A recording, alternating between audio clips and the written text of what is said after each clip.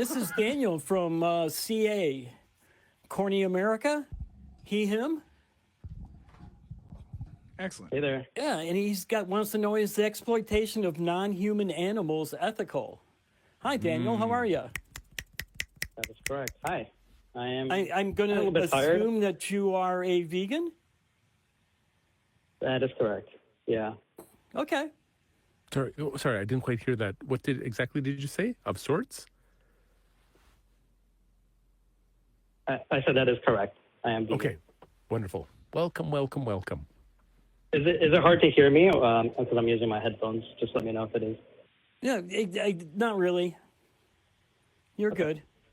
So what aspect of the animal exploitation would you like to discuss? Well, all forms, specifically unnecessary forms that are unnecessary to our survival. I think that we, through religious lens, sometimes people use their religion as a justification to exploit non-human sentient animals, right? And or they say, or other humans even, exactly. So they say, well, God gave us these animals for this purpose, or that's what they were created for. I hear this all the time when I talk to others about animal ethics, and it's kind of a showstopper because, it's really difficult to get them to reason logically about this topic. And even if we get through a lot of logical reasoning in regards to animal ethics, and they're in agreement with, animals don't want to suffer, they don't want to die, it's wrong to do these things to them because of those reasons, and they have experience, they have sentience, they have the capacity to experience like us, to feel like us, suffer like us, and recognizing that also, for example, with the consumption of animal products, with the purchase of animal products, it effectively causes animals to suffer a horrible experience in life and have their life cut short. After maybe going through some of this reasoning with people, they agree with a lot of it, and it seems like we can walk through the logical the logical entailments, but at the end of the conversation, sometimes they will just say, well, God gave me these animals to eat, so therefore I'm going to keep doing it. So it's kind of like it's like a thought-stopping cliche, right? And unfortunately, this is not limited to religious people. I can talk to secular people about these kinds of things, and a lot of times I hear illogical arguments. So I wanted to discuss this and expand more on just animal ethics.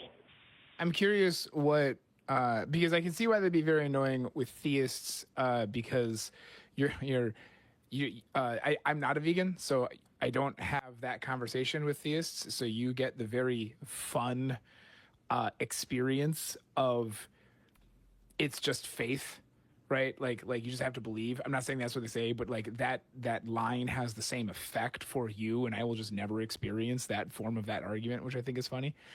But I am now interested in what non-theists, atheists have said to you that you say, I'm going to put words in your mouth real quick, but I think you would say this, are thought-terminating cliches. You go through all the argumentation and then they just stop. So if you're already discarding the theist version, what's the atheist version that you've dealt with? Yeah, sure. So a lot of the common atheist arguments are they're logical fallacies, effectively, appeal to nature. Well, it's natural, though. Just because something is natural doesn't mean it's good or bad, or that mean that it doesn't also imply that you should do something just because it's natural, right? For example, cyanide is natural. Yeah, exactly. Cyanide is natural. Multivitamins are unnatural, or let's just say heating, cooling, medication. These things are unnatural, but I think we can agree that a lot of these things are very beneficial and good. And yeah, we could point to it the cuts both opposite ways, in many though. cases too, right?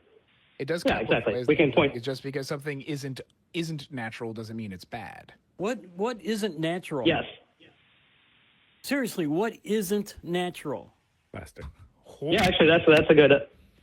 Yeah, that's a good point, because technically we could say anything and everything is natural, right? Well, but everything within our experience that we know of is part of nature, right? Everything we know of at this point in time is natural. Everything. Sure. Maybe we could say something that is void of human intervention is natural. That would. Why do we draw the line in human intervention? What about other animal intervention? Like, is a beaver dam natural? That was Yeah, I'm just trying to define it to the best of my capacity, and I think that would be probably the best definition. Yeah. So maybe a beaver dam wouldn't be natural because it's human intervention, right? Okay. So this is not like a gotcha. It is like, actually, I thought about this. Trying this to do is a literally gotcha. a question, because do you accept that humans are animals? Yes, I absolutely do. Yeah. Great. Then And that's actually interesting you brought that up, because that's interesting that you brought that up, because this is another kind of thing people use. This is generally coming from like theists, where they say, well, we're not actually animals, or, we're not animals.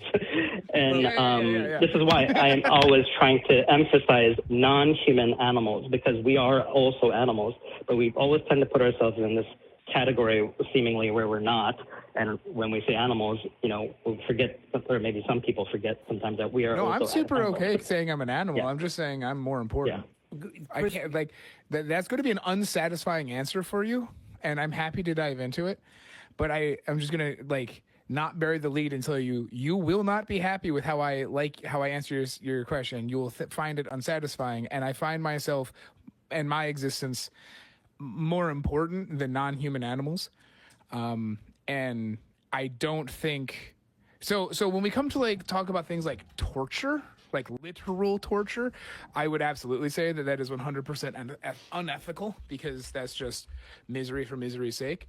But when talking about, for example, eating an animal as an animal, I am so uncompelled by any ethical argument beyond its unnecessary suffering, and I'm generally unwilling to grant its butchering to be unnecessary, because we are animals eating animals. I'm an animal, and I like animals. They taste good. I'm sorry. There it is. I don't find it an unethical Yeah, I'd like to respond to that. So when you're saying, I like it, that's going beyond necessity. That's going into wants. So when we talk about necessity, like necessary, we're talking about needs. Like in this case, I would say necessary for survival would be like a good, reasonable justification, right? But when you say I like it, that implies some sort of I get pleasure from this thing, and I want it for that. Like I have a desire for that pleasure, right? In fact, usually that's why most people consume animal products. That's why I used to consume animal products for most of my life. It wasn't something that was necessary for me. Maybe there was some level of conditioning that made me believe that it was necessary by these multi-billion-dollar animal agriculture industries. But once I found out that it wasn't necessary, I can obtain all the nutrients that my body needs without animal products, I understood that the only thing remaining there was just pleasure. And I don't think sensory pleasure is a good justification to cause immense suffering to other conscious sentient beings, innocent beings, obviously, right? And then of course to take their lives. Whoa! I want to take back the unnecessary, because we're loading that in, but I just want to know why you discard pleasure as a viable counter argument. Because I'm with you on unnecessary for torture's sake. We can talk about that as much as we want, but it's just what line is unnecessary? To what degree of an ascetic monk do we need to become so that we properly do not harm all animals around us? Do you sweep the sidewalk where you? Yeah, I don't think. No. I try to be mindful where I'm walking, but there's a couple things, right? So one is when I say humans should not exploit animals, so it's this intentional thing that we're doing, not necessarily. Sometimes people are unaware, right? So most people are unaware a lot of people are unaware of what's going on and the fact that they don't need to consume animal products. So for people that are aware, like I would like to say, this would, I think it's like a moral obligation to not cause unnecessary suffering. And when I say the reason I say unnecessary in terms of survival, right? Because I think that's like a reasonable justification. Just like if we went to, let's say, for example, we went to court, right? And somebody, like, for example, broke into my house, and I had to protect myself. It was an attacker, and for example, let's just say the person was about to attack me, and like my life was at stake. My life was threatened, and I killed this attacker. Let's just say I shot and killed this attacker before they could harm me. And I would go to court, and the court would ask, what was the reason you killed this person, right? And so I would have to present a reasonable justification. And I think a reasonable justification in the case of, killing other sentient beings would have to be very similar in terms of the weight, right? So like in the case of killing animals, I would say they value their lives. Right? They value their lives just like we value our lives.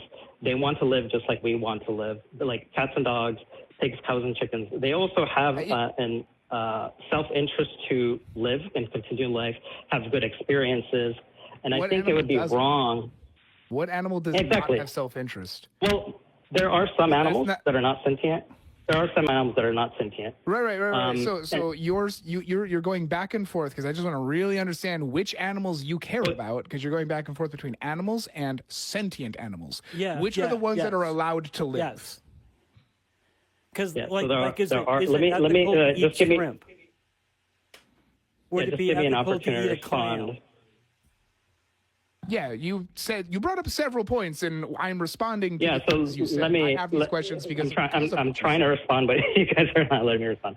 So there are sentient animals and there are non-sentient animals. So sentient animals like humans, cows, pigs, chickens, dogs, cats, giraffes, zebras, monkeys. Right. There's non-sentient animals like sponges, sea corals, starfish, jellyfish, like oysters. Okay. These are recognized to be non-sentient animals, which is why I'm being very specific about. Right. So, are you okay animals. with eating non-sentient animals? Which animals are allowed to die?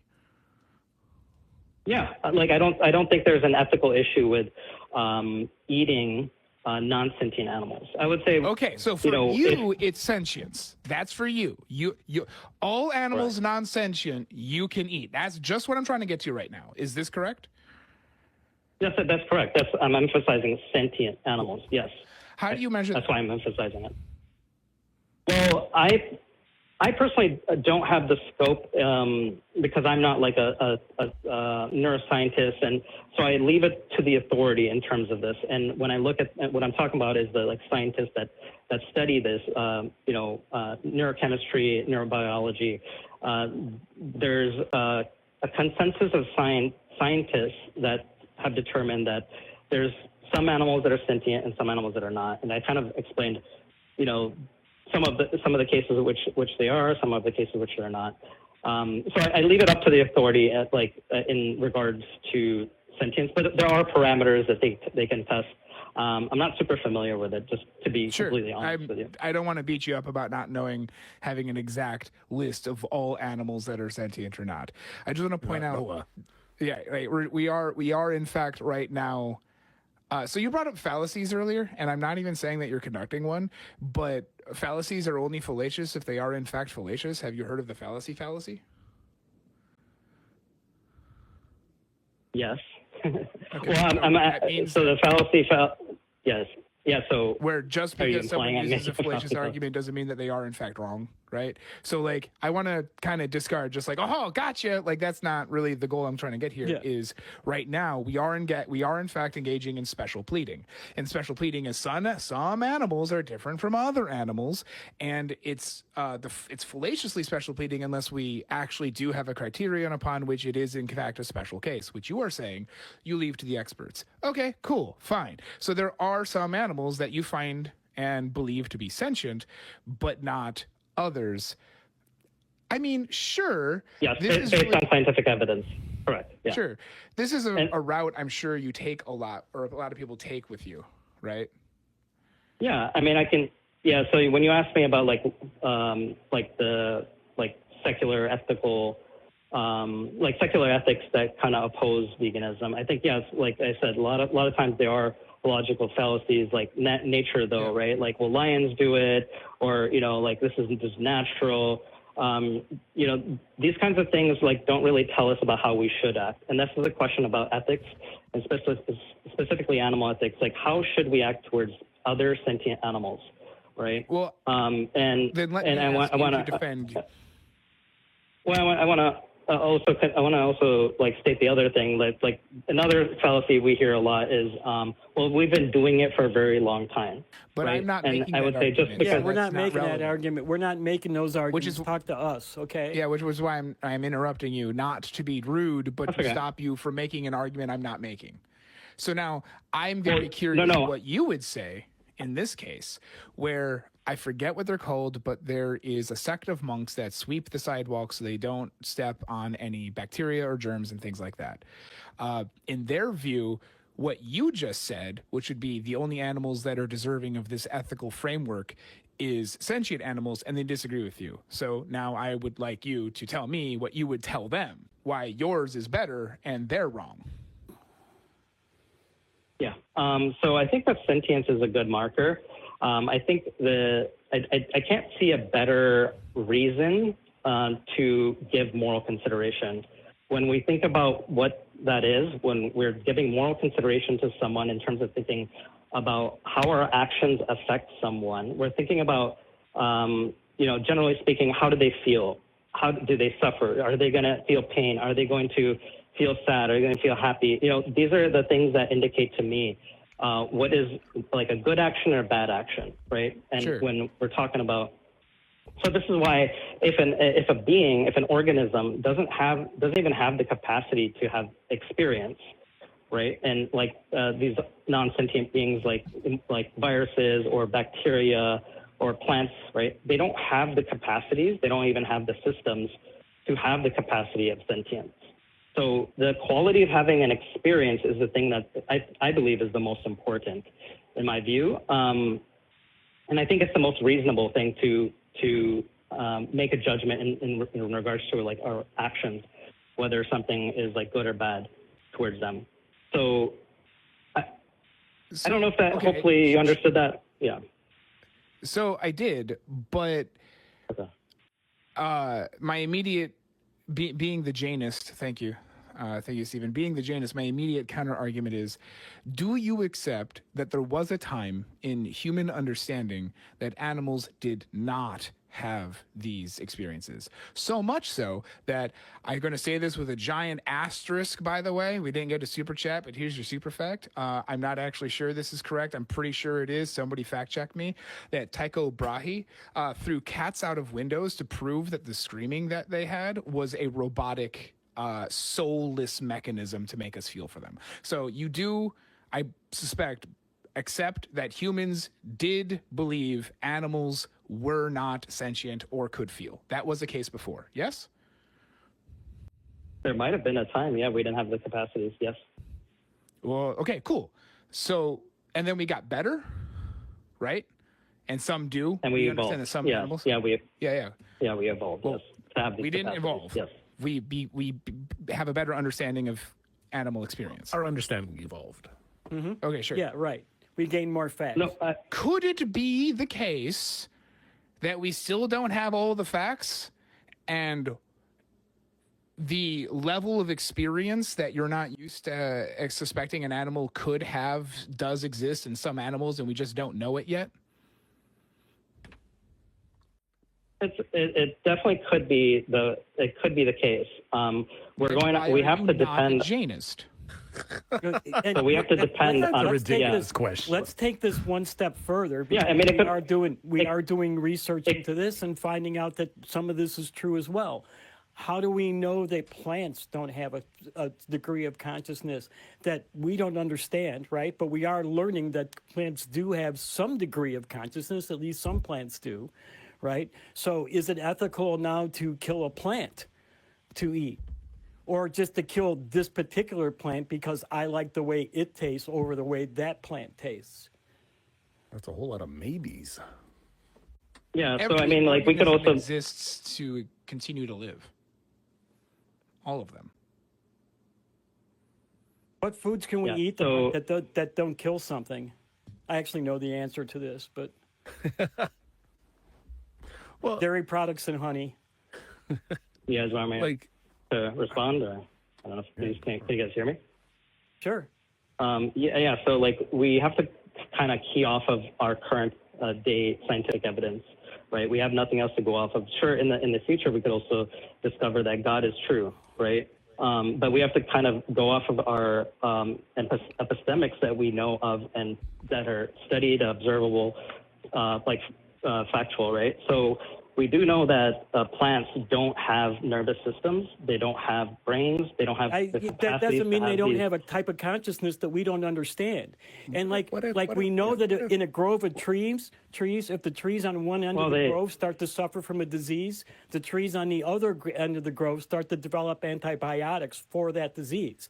So somehow these trees are communicating, right? So there's somewhere there's at least a modicum of consciousness there. To make that communication happen. Even if I we mean, have you a might be. I mean, right? even if that is consciousness, let's just. I don't know if that's quite consciousness. Like, I think consciousness derives from the brain, and I think it's like an emergent property. I of the know. brain. I said that. Well, I said that. What if it's a so- type of consciousness that we don't understand? That's what I'm saying. You're still caught up on this brain thing, and I'm trying to go beyond the brain thing. It's like Rob was saying. How do we not know that these other animals aren't consciousness? How do we know a beetle doesn't have consciousness? We don't. How do we know that corn plant doesn't have consciousness? We don't, because they might have a type What of if the consciousness air that's has not the type that we have. Just like we may find a non-carbon-based life form out in the universe. Right? It could be it's a completely different thing than what we as humans are experiencing. but in fairness, I mean, we're I think saying that's that consciousness is like what is it? The phrase that the consciousness is a byproduct of a brain. Like then, for what it's worth, like as far as like pedantic definitions are concerned. As we understand it now, we have never seen a consciousness without a brain. So I think it's a little bit disingenuous to say, well, maybe there's magic consciousnesses out there that don't involve brains. Like no, let's just stay grounded with where we're at. A brain produces a consciousness. Are there things that happen between trees and grass? Maybe there's things. I don't think it's fair to say, well, maybe that's consciousness as well, because as we know it right now, consciousness is tied to a brain. Thank you for that. I appreciate that. Like, I know you guys were talking about Dungeons and Dragons and magic and stuff earlier, but I mean, like, this is an atheist show, right? Cool. So, like, yeah, I mean, like, we should stay grounded in what we know and the facts we know of, and we should try to avoid equivocating, because when I'm talking about sentience, this is a very specific concept that we know of, which is, basically the capacity to have subjective experience, right? And we know very specific organisms have this, and we know very, very specific systems generate this thing called sentience. And this is specifically what I'm talking about is like these beings that have the ability to have subjective experience, now feel happy, feel sad, feel suffering, feel joy. These are the beings that deserve moral consideration. Because I don't see this table in front of me, I don't see why I would give this table in front of me a moral consideration. Because they don't have self-interest and they don't have a capacity to experience anything. So to afford moral consideration to someone would mean that hey, I'm acting with consideration how it affects them, right? In terms of their experience. And so, if they don't even have experience, I don't see why I would think about it. So, that would prevent me from washing my hands. If I thought about just if you're referring to just killing beings, just any living being, that I would never wash my hands, never take a shower. This seems just very irrational. Yeah. Daniel, the problem that I have is not. I had one last point. The problem that I had. I was going to say, just give me 1 second, Rob, because I'm going to go right back to you. Daniel, I just want to say we've actually gone over time. We got one more call we want to take. I know Rob has a final point he wanted to make, so I'm going to let him make it. And I want to encourage you to call back again next week. So go ahead, Yes. Rob. My point was never that consciousness could exist without a brain. That was not where I was going. My point That was is me. You have decided that things that you believe can have experiences are the things that are worth ethical dilemma. But Ethical like, why not consideration. other Yeah. ethical consideration? Thank you. consideration. But why not necessarily other humans? Like, the issue that I have with it is not, Well- they don't have a brain. They don't have a brain. Therefore, you should still consider them, because what if it is, I live on a finite planet with finite resources, and your original point and my original point was because they taste good. And you go, but that's an issue of want, not need. And I go, yeah. And that's seemingly fine. And I'm not even going to appeal to other animals and say, oh, but they eat, because I'm talking about me as an animal that lives on this planet in this way currently. And why should I sacrifice my moral consideration of a more pleasant experience on this planet for a different animal? And just as an idea, how many, like, this is a little unfair, but it's a fun rhetorical point. How many charities do you donate to? Because should not humans be among the chiefest ethical considerations? Why are vegans concerned about the animal and not other humans chiefly? Yeah, that is kind of a silly point to bring up. Yeah, so vegans, well, not necessarily, like vegans can also consider other humans. It's not like you have to pick one thing to consider morals, right? Like for example, humans can, like, obviously we can have various injustices that we can be against. Like we can be against like racism, we can be against like discrimination of women, or just discrimination of like LGBTQ or whatever it is, right? We don't have to single out one specific injustice or discrimination. In the same sense, we don't have to single out like veganism or injustice towards the non-human sentient animals. So yeah, we could also be voices or speak out against other injustices, and we do. There are plenty of vegans that are against various forms of oppression, not just the oppression of other non-human animals, right? So, and any additional points to my first point, which was I'm also considering my personal experience in this finite world with finite resources and the moral consideration of my own pleasure in it. Yeah, I don't know what you mean by like finite world of finite resources. Of course, we have like a finite resources in this world, but that doesn't mean we don't have access to like other options, right? And in the case when we don't have access to, like, the common hypothetical that's proposed is like, if you were stranded in the middle of a deserted island, sure, maybe in that case, you have a reasonable justification to, for killing someone, right? Because it's a pretty severe act. We have than our resources. That just didn't make any sense to me. I'm sorry. But you said, well, we have finite resources, but we have other options. What other options? Resources are resources. It's a generalized word. If we run out of resources,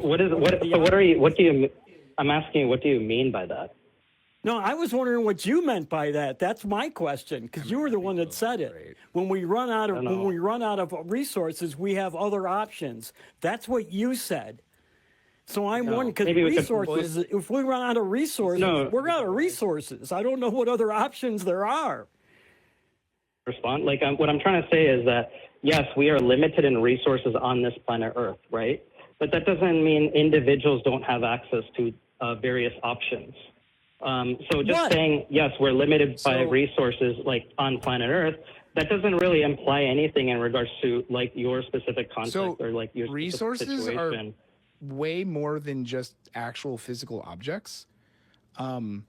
Just as an actual real example, it's way cheaper and much easier, economical and affordable for me to grab a cheap cheeseburger from like a McDonald's than to eat a salad that is significantly more expensive because I live in a society with finite resources and finite space. Like that's the problem. It's not just physical material. Then you shouldn't eat life salad. has been Sorry, say again.